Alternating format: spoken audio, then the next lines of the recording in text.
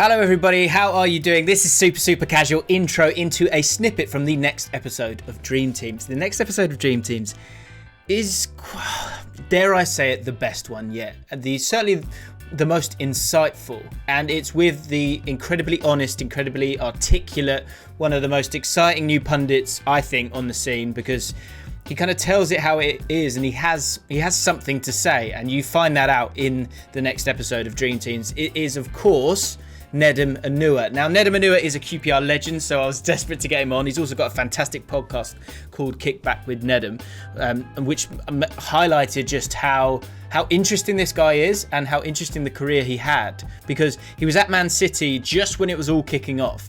But also, and this is the snippet that I'm going to show you, and the full podcast will be out on Sunday, so make sure you check out the channel on Sunday, because we talk about one of the most important games I've ever been to, which is Man City versus QPR, the Aguero moment. I then realised that the Aguero moment, that game, the anniversary of that is the day that this will be coming out, which is May the 13th.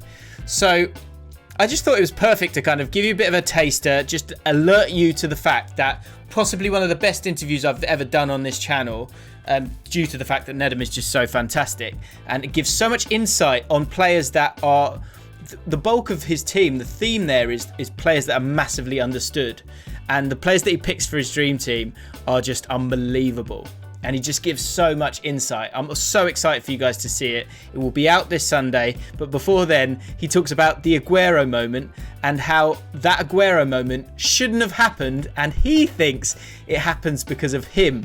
I get quite angry about this, so without further ado, here is that clip. Enjoy it, and make sure you watch the whole episode when it comes out. Dream Teams is firing. Come on, the lads. I'm desperate to crowbar this in. Just one thing with Joleon Lescott was, as soon as I thought about him, I thought about that game, the Aguero game. You know, yes. I was at that game. I was at the Etihad. I've never walked away from a stadium where everyone's happy that much. Yes. It was bizarre. Yes. It was absolutely bizarre. But for you specifically, well, first of all, Joleon Lescott makes a mistake. We'll just get that out of the way quickly for the first one. I wonder was there ever an exchange with him that you could have afterwards, because of course they won the league. Well, it's funny you say that. So myself and Joleon are responsible for 3 of the goals from that game.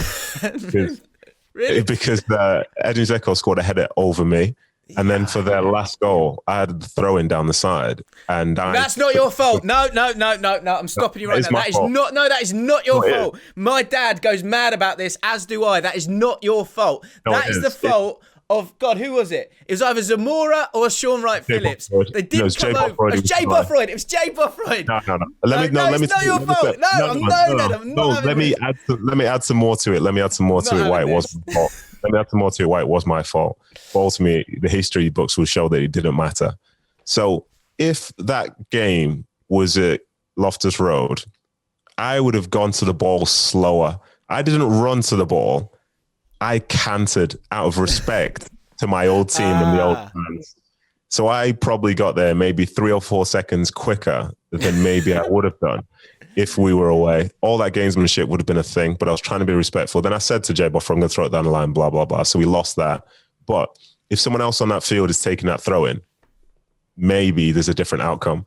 But I played a part in that, because, like I said, I was the last QPR player to touch it. I was the last QPR player to touch the ball before they scored a goal that could have relegated us. Think about it.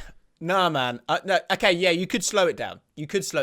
But Jay Bothroyd has to come across to the side, stick his thumb out. He's got to stick his thumb out. You've got to hit his chest. He's good at that, but he's good at that. But literally, I said it, but there was a miscommunication or whatever. And then let me be clear, as a player, like especially a defender, you know when a goal is going to be your fault, and you hope that nothing happens. Yeah. Like, it's not always a case if you slip over and someone's through 1-on-1 or whatever. You just know when a decision which you made was a key action. So I'm running back thinking, please don't score. Please don't score. Please. And at no point, that's what made it like worse for me.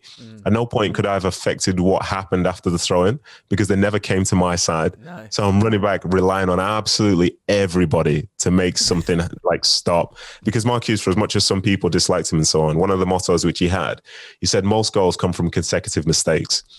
And he said the real skill is being able to see when mistakes are being made and somebody step up and like stop the action there. So yeah, like a Fernandinho maybe. Like, If someone's exactly, like a foul or make the right decision or whatever, clear the ball. Like Key, sense it. Oh, that's a mistake. Okay, that's a mistake. This guy's wrong. Okay, let's deal with this right now. And unfortunately, nobody steps up in that moment. But that's because we had 10 men, which is, we're talking about consecutive mistakes. That's not on you.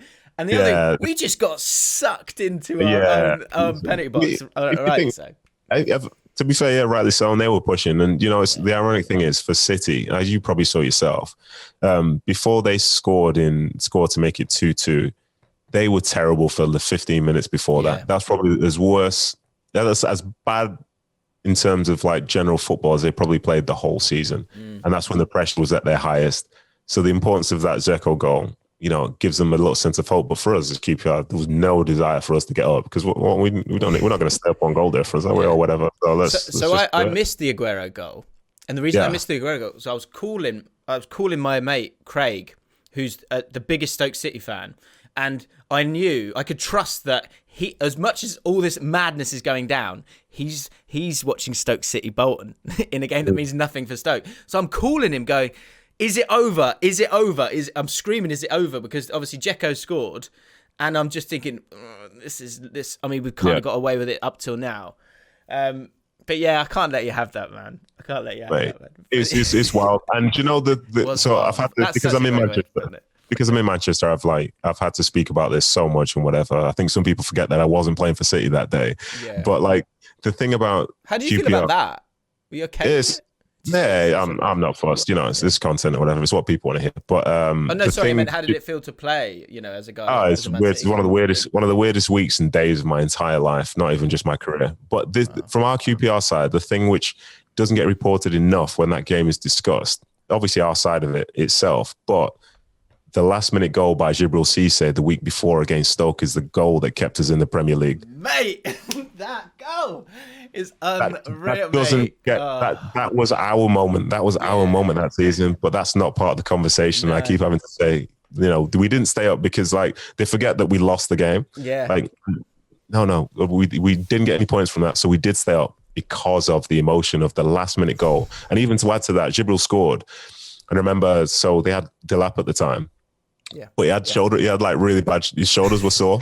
So in the last minute of the game, he's like winding up to take a big throw into the box, but he couldn't. He tried to do it 40 yards. He went about 10. Oh, right. But so everything just fell in our favour in that moment. Ultimately, like I say, that's the game that kept us up, not the City game. But that run of games as well. We played Liverpool, Arsenal, Spurs. I think we beat all three of those guys before beating Stoke.